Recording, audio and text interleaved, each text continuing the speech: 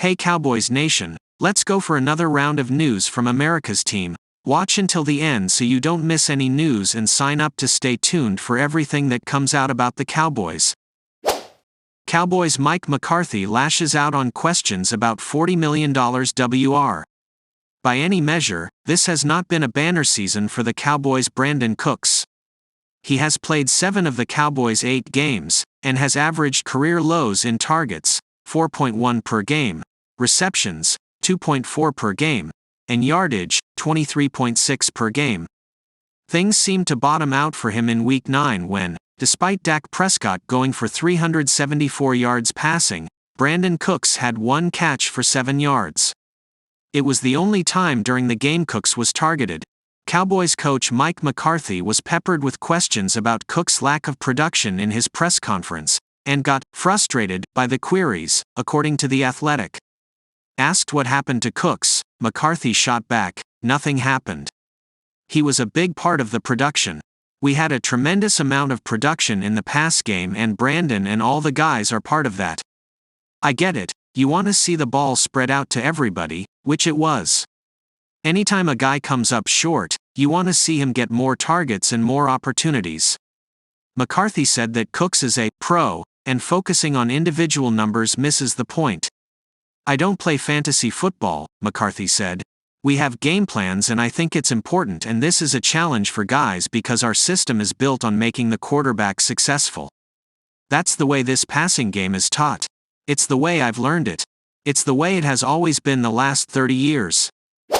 Before continuing with the video, I need to present a secret method that will make you lose 5 kilograms in a few days. If you want to find out how, click on the link in the first pinned comment."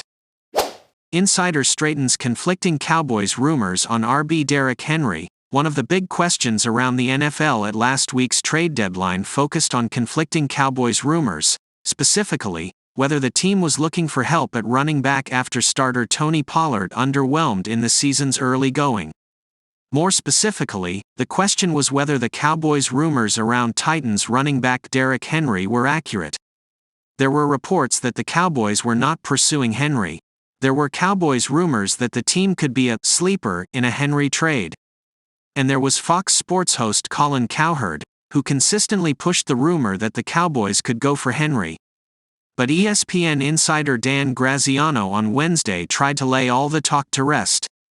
No, the rumors about the Cowboys and Henry were not accurate, nor was anything involving the Cowboys pursuing a running back.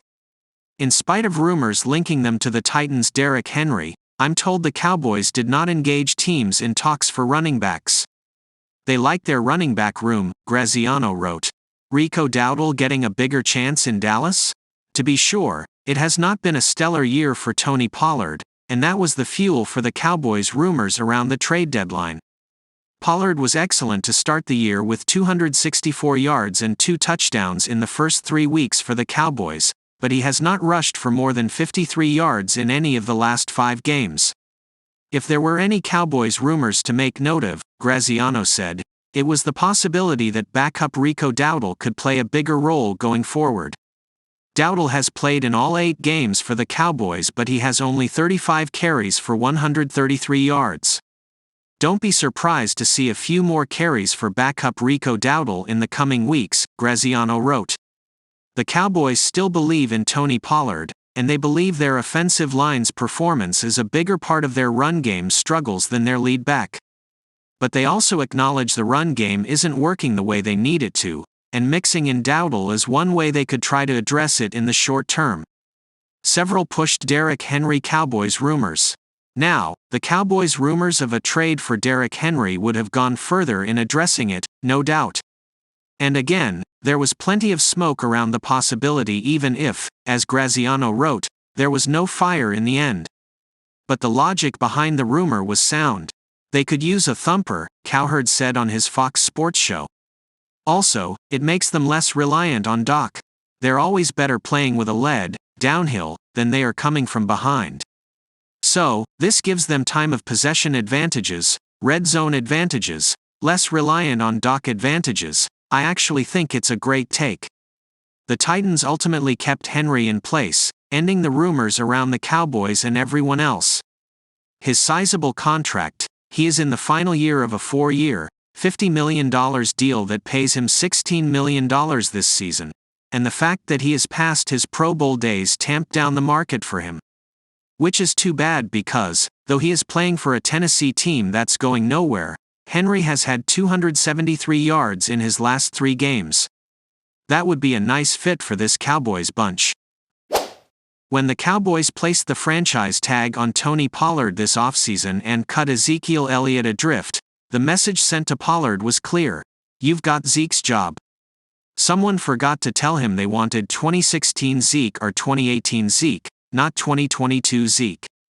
What in the world has happened to Tony Pollard and the Dallas running game? At roughly the halfway mark of the season, 8 games played out of 17, the Cowboys rank 15th in rushing yards, and that's only because they insist on trying even when it isn't productive. In actual rush yards per play, Dallas is 21st.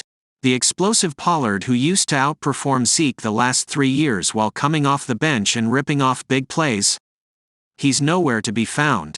And with the soft part of Dallas' schedule approaching, Giants, Panthers, Commanders the next 3 weeks, now is the time to discover if the Pollard of old still exists, if the team needs more from Rico Dowdle, or if there simply isn't going to be a running complement to the passing game for the rest of 2023.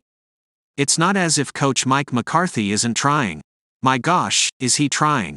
You have all week to plot out your first few offensive plays against Philadelphia, number 1 in run defense, abysmal in pass defense, and this is what McCarthy came up with Sunday at the link. Pollard into the line for 2 yards. Pollard into the line, but the handoff is from the shotgun this time. That will fool them, for 2 more. Incomplete pass to CeeDee Lamb. Punt. Pollard averaged 5.3, 4.3, 5.5 and 5.2 yards per carry in his first 4 seasons.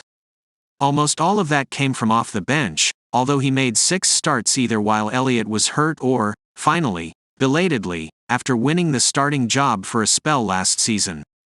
But he suffered a fractured fibula and sprained ankle in the San Francisco playoff game in January, and you have to ask whether, even though both have healed, he is the same runner he was before the injuries. Pollard averages 4.0 per carry this season. He ranks 16th in rushing yards, barely on pace for 1,000 yards even in the expanded 17-game season. Among the top 20 rushers, that 4.0 average ranks 17th in yards per carry. When he held a more limited role mostly behind Zeke, he also ranked 16th in rushing in 2022 but with 5.2 yards per carry. Only Green Bay's Aaron Jones had a higher average among the running backs ahead of Pollard. The bursts have disappeared. The king of yards after contact has gone into exile.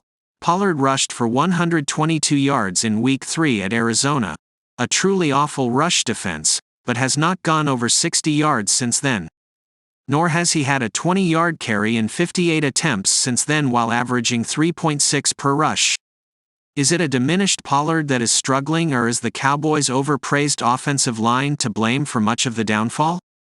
It's not like those cavernous holes are being opened in opponents' front sevens each week. While the Cowboys continue the long pursuit of the Eagles, now 2.5 games out front but facing the Chiefs, Bills and 49ers when they return from the bye week, Dallas must see if this new McCarthy running game has a pulse. New York ranks 25th against the run and just traded its best defensive tackle to Seattle before the deadline. Carolina, apparently gunning for another number 1 overall pick, is 1-8 and ranks 28th against the run.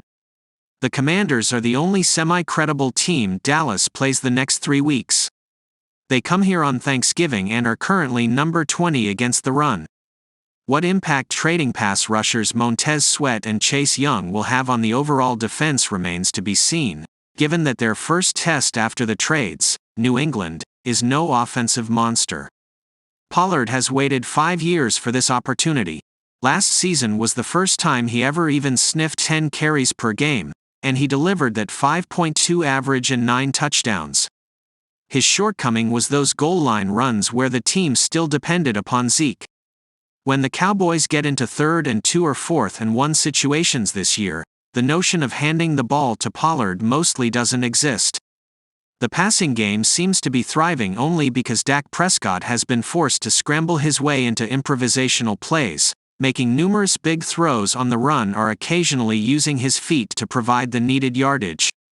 In the only tight game the Cowboys have won, a 20-17 victory over the Chargers in Los Angeles, Prescott was their leading rusher. The team expected a lot more of its running game this season. They expected a lot more of Pollard. And after beating the drum for more carries for number 20 the last 2 years, I expected Pollard's time on top to outlast the Joseph Randle era. Maybe these next 3 games against softer defenses will reinstate some confidence in that happening.